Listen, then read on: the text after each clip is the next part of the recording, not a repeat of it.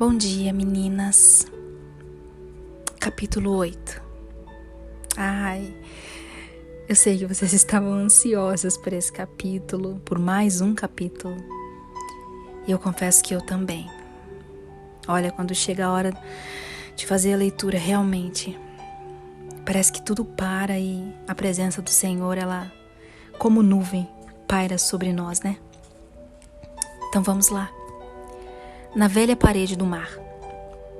Poucos dias depois da vitória sobre o Orgulho, Grande Medrosa e suas companheiras continuaram a jornada ao longo da praia do Grande Mar. Certa manhã, o caminho inesperadamente fez uma volta e elas se encontraram de novo diante do deserto, na direção das montanhas, apesar de estas estarem quase invisíveis de tão distantes. Com frêmito de indescritível alegria, Grande Medrosa viu que afinal o caminho seguia na direção leste e que, por certo, as guiaria de volta aos lugares altos. Ela soltou as mãos das companheiras, a fim de bater palmas e dar saltos de alegria. Não importava a distância que as separava das montanhas. O importante é que agora seguiam na direção certa. Começaram então a voltar pelo deserto. Grande Medrosa não conseguia conter a emoção, nem esperar pelas companheiras. Ela corria na frente como se nunca tivesse sido aleijada. De repente, outra volta, e o caminho surgiu reto diante delas, a perder de vista. E o pior de tudo, não ia mais na direção das montanhas, mas do sul, onde bem ao longe o deserto parecia terminar numas colinas. Grande Medrosa, paralisada e muda, com o terrível choque, começou a tremer toda. Não era possível. Não podia ser. Estaria o pastor outra vez dizendo não e indicando justamente o caminho oposto aos lugares altos? Esperança adiada torna o coração doente, dizia o antigo sábio. E como expressa ele esta verdade? Quando ela começou a bater palmas e a saltar à vista das montanhas, estava tão entusiasmada que correu adiante, deixando atrás as companheiras. Estas, ao alcançá-la, encontraram-na parada no lugar em que o caminho as obrigava a caminhar em sentido contrário às montanhas. Logo ali, atrás de uma duna de areia, surgiu o vulto do inimigo Amargura. Ele não se achegou muito, pois aprendera um pouco sobre prudência e não queria dar à Grande Medrosa a oportunidade de chamar pelo pastor. Olhando-a de longe, Amargura ria a gargalhada mais amarga que Grande Medrosa jamais ouvira antes. Depois, ele gritou com todo o veneno de uma víbora: "Por que não ri comigo, pequena tola? Você sabia que isso ia acontecer." E continuou com suas terríveis gargalhadas ecoando no ar como se tudo, até o deserto, participasse da sua zombaria. Tristeza e sua irmã alcançaram Grande Medrosa e se postaram ao lado dela em silêncio. Por algum tempo tudo parecia mergulhado em dor, em horror de grande escuridão.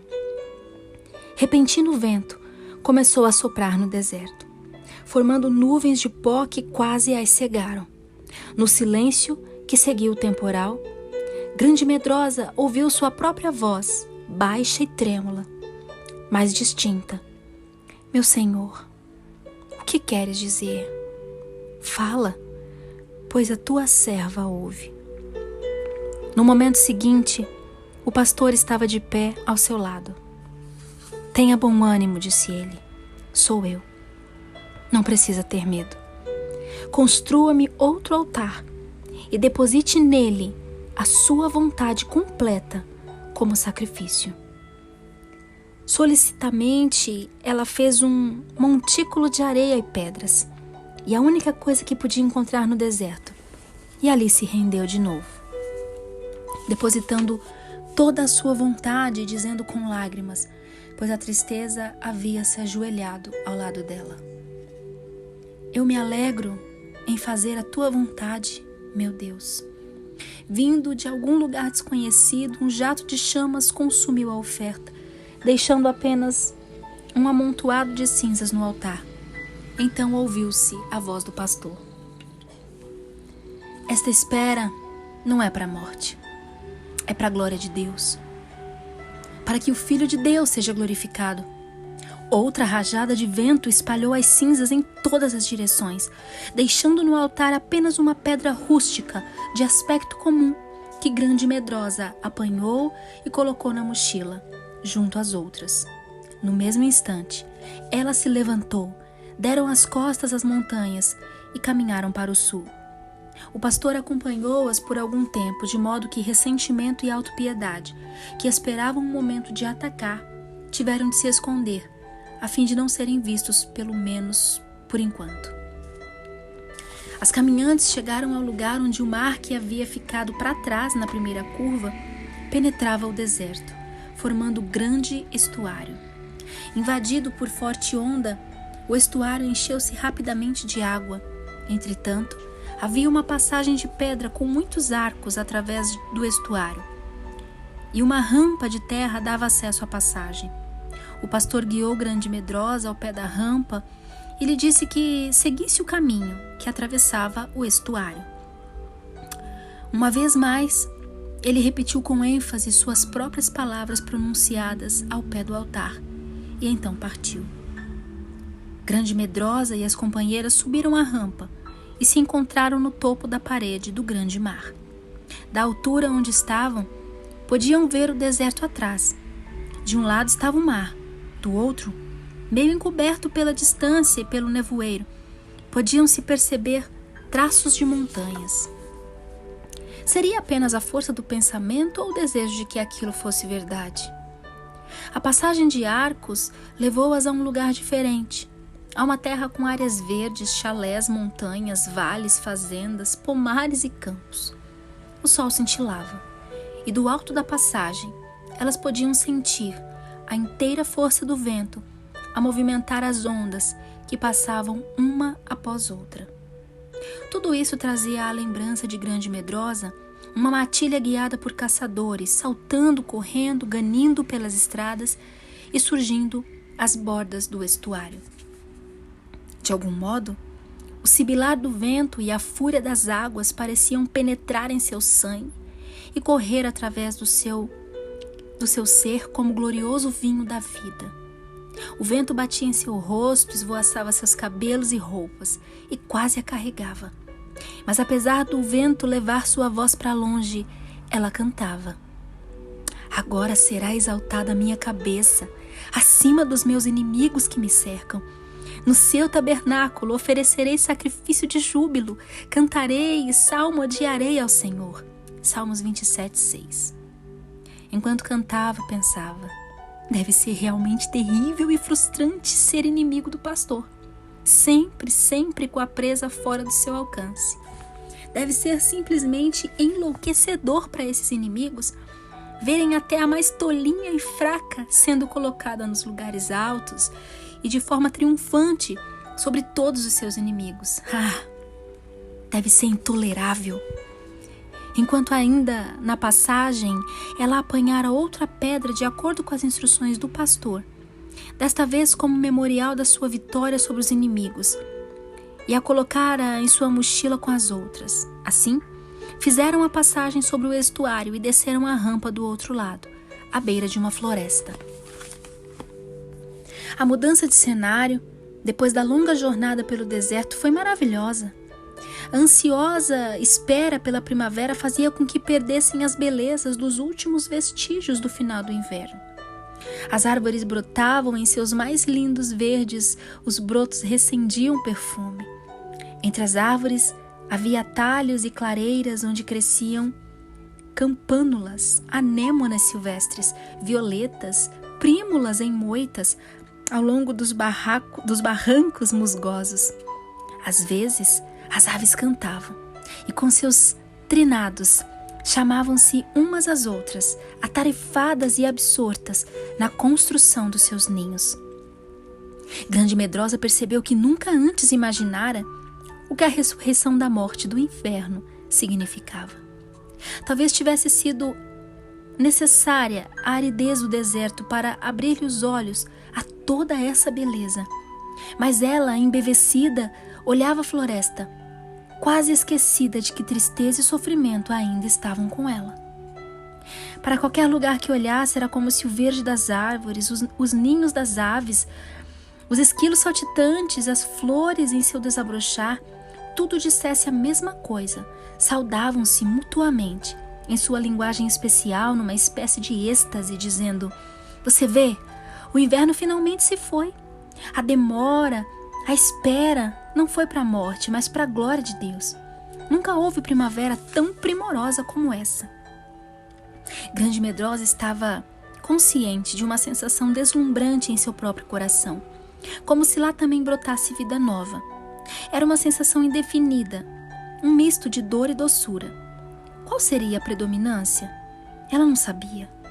Temerosa e ao mesmo tempo ansiosa, olhou para dentro de si mesma, ao lembrar da semente do amor plantada em seu coração. Desejava encontrar alguma raiz ou broto. Viu então um tufo de folhas e na extremidade do caule uma protuberância que bem poderia ser um botão. Enquanto Grande Medrosa olhava para dentro de si, uma dorzinha fina atravessou-lhe o coração, fazendo-a recordar as palavras do pastor, segundo as quais, quando a planta do amor chegasse ao ponto de florescer, ela, Grande Medrosa, seria correspondida no amor e receberia novo nome lá nos lugares altos. Mas aqui, distante dos lugares altos, na realidade ela estava mais longe do que nunca de chegar lá. Como poderia realizar-se a promessa do pastor? Com esse pensamento, lágrimas rolaram-lhe pela face. Antes de supor que Grande Medrosa fosse muito propensa a chorar, é bom lembrar que tristeza em sua companhia era sua professora. Mas suas lágrimas eram todas vertidas em segredo. Ninguém, exceto seus inimigos, tinha conhecimento da estranha jornada a que se havia proposto. O coração conhece sua própria tristeza, e há ocasiões em que, como Davi, é confortante lembrarmos que nenhuma das nossas lágrimas, colocadas num frasco, será esquecida por aquele que nos guia nos caminhos da tristeza. As lágrimas, porém, não duraram muito tempo, porque algo distraiu a atenção de Grande Medrosa. Baixando os olhos, ela viu um lampejo de ouro. Aproximando mais o olhar, reconheceu nada menos que uma réplica exata da linda flor de ouro que vira crescendo perto das pirâmides, lá no deserto. De algum modo, ela devia ter sido transplantada e, por certo, estaria crescendo também em seu próprio coração. Grande Medrosa gritou de alegria, e a delicada florzinha de ouro curvou-se e disse em voz dourada: olhe para mim, aqui estou, aceitação com alegria, crescendo em seu coração. Grande Medrosa sorriu e respondeu: ah, sim, naturalmente, eu estava me esquecendo. E ajoelhou-se ali mesmo na estrada da floresta, juntou uma pilha de pedras e colocou algumas que achou sobre ela. Como se pode perceber, altares são construídos com o material que temos à mão no momento. Uau! Então hesitou. Que depositaria ela sobre o altar dessa vez? Olhou para dentro de si e viu a delicada protuberância na planta do amor, a qual poderia no mesmo instante ser uma flor. Em seguida, curvando-se, colocou o coração sobre o altar e acompanhou esse ato com estas palavras: eis-me aqui, tua pequenina serva, aceitação com alegria. Tudo o que está em meu coração é teu. Dessa vez, apesar de surgir uma chama e queimar a lenha, o botãozinho dourado continuou ainda no caule da planta. Talvez, pensou Grande Medrosa, isso tenha acontecido por ser ela muito pequena para se oferecer. Mas nunca, numa sensação tão gloriosa, havia se apossado dela. Era como se uma fagulha da chama houvesse penetrado em seu coração e lá estivesse brilhando, enchendo-o de calor e luz. No altar, sobre as cinzas, havia outra pedra que deveria ser colocada na mochila junto com as outras. Assim já havia agora 6 pedras memoriais guardadas e carregadas com carinho. De repente ela exclamou de alegria. Quem estava ali, em pé, esperando por elas? Era o pastor em pessoa. Ela correu para ele como se tivesse asas nos pés. Ah, bem-vindo, bem-vindo, 1000 vezes bem-vindo, gritou Grande Medrosa, trêmula de alegria. Temo que não haja ainda muita coisa no jardim do meu coração, pastor, mas tudo o que ali houver é teu, para realizar essa tua vontade. Vim trazer-lhe uma mensagem, Grande Medrosa, disse o pastor. Esteja preparada para algo novo.